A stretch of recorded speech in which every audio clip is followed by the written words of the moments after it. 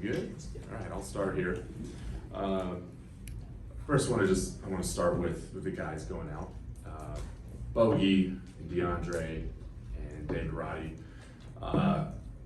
When I came to this organization, it was the same time Bogey came in, same year. And to watch how he's evolved as a player and as a person has been really fun to see. It's going to be hard to lose him. With DeAndre, it was one of my first conversations I had with a player when I was here as well. And seeing the year that he's had also makes this really challenging. And with David, who's just a fantastic human and has been a really core part of our culture this season alone, it's challenging. And so for those guys, these are never easy, but I'm excited for their opportunity elsewhere. And sad I couldn't be here, but at the same time, we have got players coming back that I'm thrilled to have in Terrence and in Karis and in George, all having productive seasons themselves. And the types of players, when I talk about Hawks DNA, they fit that.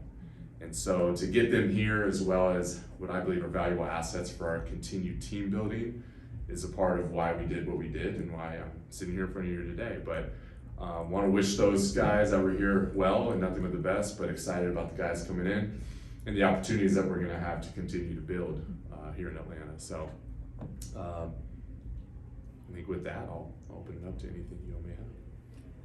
I guess just to quickly follow up on sort of the names that you mentioned, one of the guys you also brought in was Bones Highland, but he's not mentioned. I'm curious what the plan is for him moving forward, if he's going to be here with Atlanta or if you guys are working something else out. Yeah, we're working something else out there, which details I can't get into yet, but we're going to work out something else. And then with DeAndre, he's been a guy that's been in trade rumors for a couple of years, but what about right now made it kind of the right decision and the right time for him to find a new opportunity? Yeah, these decisions are never easy. A lot of times it comes down to discerning not necessarily between good and bad, but good and better. And as I mentioned before, DeAndre is having a very good year. But with what I discern to be where we're at and ultimately where we want to go, you have to make certain decisions and certain transactions that are challenging. But ultimately, I think he's going to land in a spot they're doing pretty well, and we're excited for the return that we got. Like I said, it's guys and players that we really enjoy and we're excited about, and also just the asset package things that are going to help us continue to move. Hey Landry, how much did Jalen's injury a couple of weeks ago affect y'all's plans going into yesterday, if at all? Yeah, it's a good question. Sad for him. I mean, that was a huge blow. We're a pretty good team when he's playing basketball for us. But for us throughout this year, our objectives remain the same, especially at this deadline. How do we acquire talent with Hawks DNA? How do we continue to add to our assets and play winning basketball and competitive basketball? Like, that's what's most important. So nothing had changed in our calculus with that. What was it about the skill set of Levert and Mann and Yank that really kind of drew you to those being the types of players that you wanted to bring in? Right. So all three of them, veteran guys, not like terribly old, but they've been on some teams here and they've shown that they're real NBA players in this league. And I think with Terrence, just the versatility that he has on both sides of the ball, is something that's intrigued us for a number of years actually. So the chance to get him was something that I was very excited about. And then with Karis and George, I mean, Karis and the production that he's had this year, we knew if DeAndre was going to leave, like there was going to be a hole, especially from our scoring perspective. So with Karis, his ability to create shots for himself and shoot the ball, and as well as George being able to space and just the locker room leadership that he has, I thought was going to be great to bring back in when we lost DeAndre. Clint's been away from the team for a week plus now. First was back, now personal reasons. I know personal reasons are a different thing, but do you expect him back soon, and will he be rejoining you to play in a Hawks uniform? I do, yes. We had some conversations with him going into the deadline and with a number of teams, but ultimately felt that the value of him being here far outweighed anything that we were looking at coming in.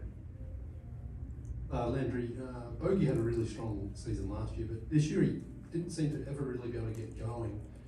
Was there something you can sort of pinpoint to that, or was it just one of those things as well that after he's been here for this long, it was just time for a fresh start for him and for the Hawks?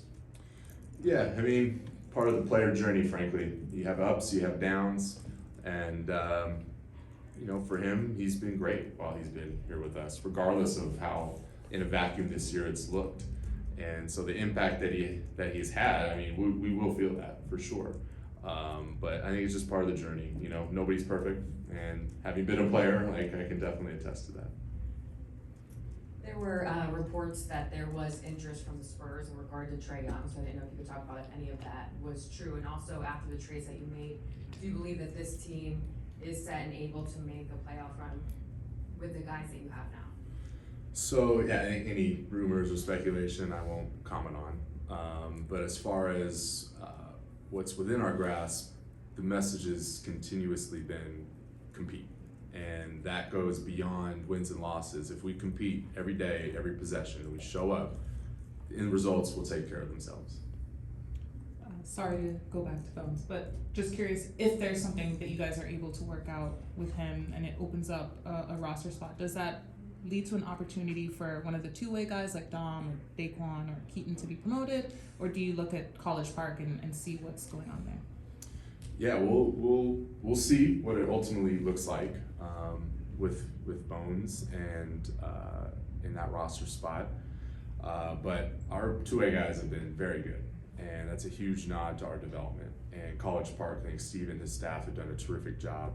And when those guys are here in Atlanta, I know with Q and our coaching staff, like, they've really pinpointed some things with those guys to help elevate the group. So what they're doing in College Park and when they are here in Atlanta is something to celebrate. It gives us, you know, a lot of things to consider when we talk about players on this roster for the future.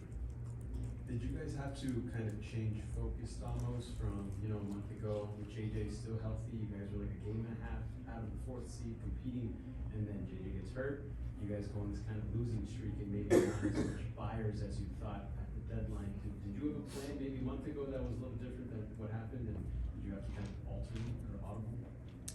With Jalen going out, it's a huge blow. Very good player, and it's a big part of, you know, some of the early winning success that we've had. But nothing really changed. I know ultimately it's not about just one season. We're here to build a championship caliber roster, and not just for a year, but for years to come. And so when we have opportunities at the deadline, part of our job is making sure we're setting the right objectives. But for this deadline, nothing changed. We knew that we had to continue to build regardless of wins and losses. I know it's always part of the calculus, but how much does, you know, future contractual stuff, planning for your books long-term, roster long-term, have to do with moving on from particularly DeAndre and Bogey right now? Well, I think just in general, you always have to account for it, especially now. In our group, from a strategy perspective, is just making sure that we're diligent around aprons. Aprons are the real challenge that we have, because the moment you start to touch those, you're restricted in your team building. And you know, for us right now, we have to maintain a lot of different options for the future. So just navigating that has been important. Landry, I know they have to go through physicals and whatnot, but when do you expect for the new guys to be ready? So they're all here already. They're going through that process, and hopefully we'll get them back here in this road trip. Not necessarily a trade deadline question, but it seemed like there was a shift a few weeks back when Onyeka moved into the starting lineup. What prompted that move, and what have you seen from him in the sample since he started? O's been very good. He's been very good for us. He's been working his tail off, and I think for us, just the style of play and some things that we wanted to change have been a little different, require different skill sets and personnel in doing that. And you know, kudos to him. He's doing well, but ultimately, you know, you gotta win at the end of the day. Landry, I know you mentioned the aprons earlier. I think it was all but 4 teams made a move somewhere around this trade deadline. Do you see that as being healthy for the league and a good thing for the league that there's that much movement this time of year? You know, it's hard to say. There were a lot of moves. I think it was the most moves in NBA history, if that's true. Okay, so from a team perspective, right, you're always going to want to do things that help your team be set up for future success. But it's always hard because you're basically moving lives around, and we don't want to go into this. And I hope no teams do, taking that lightly. You're asking players and family members to uproot and go somewhere else, and that's a challenge. And so you hope that through this transactional process, you're honoring them through it all, being honest about things and about where they stand in the organization, and hopefully getting them to situations that are win-win for them and for us. Outside of the trade deadline, this is another year that Trae Young has really good numbers and play, but is not selected to the All-Star team. Is that something you kind of view as a disrespect to him, or just how do you process that overall of him just being left out once again? It's unfortunate. He's having a fantastic year, and he's worked his tail off, and he's competitive. I know he had some frustration through it, but Trae Young that I know is about bigger things than just individual accolades. What was your conversation like with the guys after the trade deadline? I mean, Trae said over and over again, he wants to be on a winning team. So what has the conversation been like? We are building that, you keep saying that, but when will that be? I will always sit up here and tell you we're always building. Even if we're coming off a championship, you always have to evolve. If you don't, you'll slide into irrelevance. And I truly believe that. So for me and for the group that I represent in this franchise, I will always sit up here and say we're always thinking about what's the next best thing, regardless of the results or outcomes that we experienced before. You mentioned in the release even that you've been looking at Terrence Mann for a long time. Is there anything in particular that you're seeking with him? Obviously, his defense is what he's kind of known for more than anything, but is that what you were targeting there in that trade? Yeah, that and who he is as a person. When you identify guys across the league that they have what we identify as Hawks DNA, that ethos, you're always going to keep track of them, and when they become available, you want to be aggressive about getting them in your building, because it's a lot more than just defense. It's how you impact the locker rooms, how you impact your everyday. It's how those that are around you are experiencing you. And for our team building, that's really important. And of course, he's a fantastic player on the floor. Have you spoke with Trae since the deadline passed, and what do you envision for his future here? So we're always in conversation with our players, and for him and for the rest of them, it's always about be where your feet are at. We've got a game tonight, and we got a road trip coming up, and then we have a break. So we're still trying to go out there and win some games. Just on that point, there's so many insiders out there, people putting rumours and smoke and things like that. How hard is it for the players sometimes to hear their names? Do they come to you and say, hey, is there any truth to this? Are you talking to these teams? Or how do you approach those relationships so that guys don't feel that they're being shopped around if it's out there that maybe they are? Yeah, our hope it's either them or it's their agents, and our hope is that leading even up to when rumors or speculation or anything like that goes around, you're being honest about where they stand, and you're trying to work with them through that all. And sometimes it's there's some things that are out there that are true, and sometimes there's not. But just being in continuous dialogue is certainly helpful. Is there a player on the current roster you think might benefit more than other players with these transactions, whether it's a change in role, whether it's more minutes, that kind of thing? I think for us, whenever you bring in anybody new, immediately the environment changes, regardless of who they are. And that's really important for team chemistry. So who these players that we're bringing in are in terms of their character, how they approach their work, what do they do when they're under pressure, that is really important for whoever is currently there, especially young guys. Young guys need to see what is possible whenever there is an unbelievable amount of pressure. And I think when we're looking at different players, it's always in our calculus about the human side of it. I think everyone's going to benefit, frankly. I think that with the guys that we're bringing in, they embody a lot of the character elements that we like. I know you've you've said it a couple times that obviously, the long-term goal is to build that championship roster and continue building it. You have this strong young core that you guys are building around, but is there a priority? And if there is, what is kind of the priority in building the roster right now? Is it like surrounding those guys with certain, certain player types, or is it, just building it out to a way that you think serves, I guess, the best fit? Yeah. Well, I don't want there to be a mistake about it. We want to go into every game with the intent to win basketball. And, for young guys, they're going to have ups and downs, just the nature of being young. And as they're developing and as they're growing in their skill set, it's always about surrounding them with good vets and with good basketball, frankly. Right? They need to grow up in a competitive environment. And at the end of the day, although we do have a really good young core, it's not just about them. It's never just about one player or two or three or four. It's about building a team that complements each other and everyone knows and embraces and accepts their role, with the ultimate goal of every game winning that basketball game.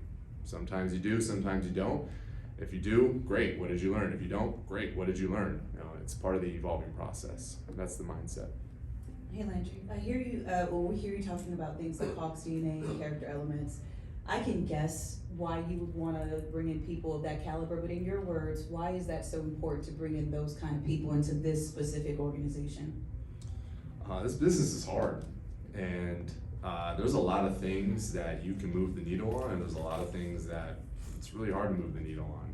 And for our group, it's about focusing on things that we can control. And the things that we can't, or the things that are really challenging to move the needle on, you want to bring in guys that you don't necessarily have to worry about that.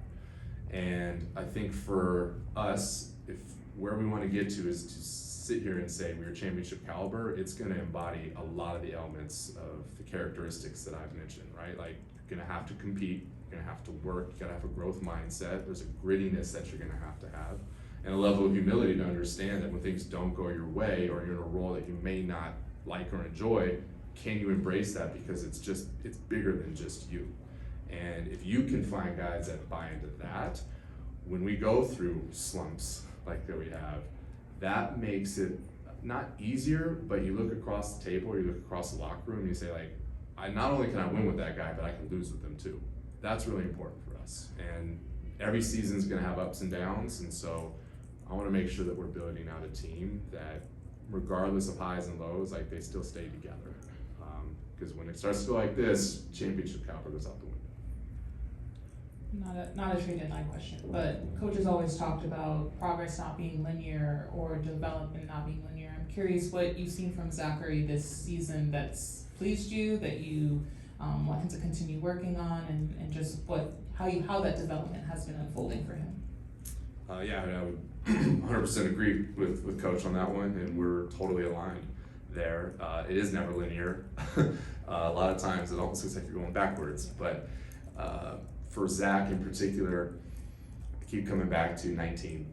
And maybe I'm biased, but my 19-year-old self couldn't do the things that he could do or handle the things that I'm watching him handle at this stage and being a number 1 overall pick. And so watching how he's grown throughout this season, it's less about, like, oh, did you look great in the box score, and more about, hey, you didn't shoot it well, what's your response? I'm more interested in that, because if you can get that right at his age, imagine him at 21, 22, 23, or when he's entering in his prime of 25, 26. I'm after that, and that's where the excitement lies. So kind of goes back into the previous question, right? Like, take care of that stuff up front, the back end looks really fun. Landry, just on that point as well, Dyson Daniels has had a breakout season at both ends, but most notably on the defensive end. When you made that trade, to where you are now with him, I mean, did you imagine he was going to have this much of an impact on both ends of the floor?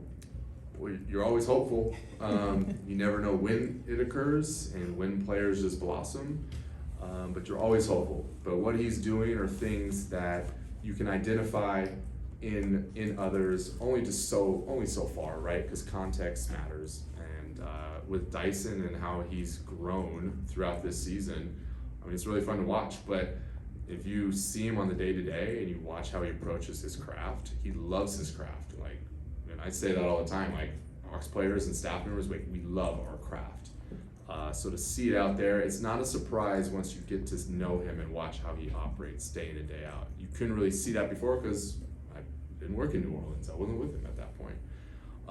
But from what you could tell what he was doing on the court and the things that you learn about players behind the scenes, you're hopeful, you're never sure. But he's a guy that, when I say Hawks DNA, he embodies that. I know obviously the intent is to always go out there and win the games, but how do you prevent players and maybe even fans from getting frustrated during the slumps or maybe this building time they kind of build a championship team? I don't think you can prevent that. I think that what you can do is you can identify what people do and how they operate when that happens. That's the difference to me. There's things you can control and things you can't control. I mean, we're all sitting in here and we've had some really hard times in our life. I would imagine, we're human. But what did you learn in that particular period of time? How did you become more of who you are? And ultimately, how did that set you up for when you're gonna do it again? Because it will happen again. It's the reality we live in. What's your response? So character to me is about who you are under pressure. And that's pressure. When there's frustration, I wanna know what you're gonna do in that moment. And it's okay, like, you can be emotional. I expect that because you care. All of our guys care. We're not robots. And so to prevent frustration or prevent that, I don't necessarily think you can. I think that you can help change minds and help guys and anyone see that, yeah, it sucks, but at the same time, like, what are you learning? And I'm gonna partner with you through that. That's our way. Like, let's do this together. Let's win together. Let's lose together. Let's continue to move towards our ultimate goal of being really freaking good.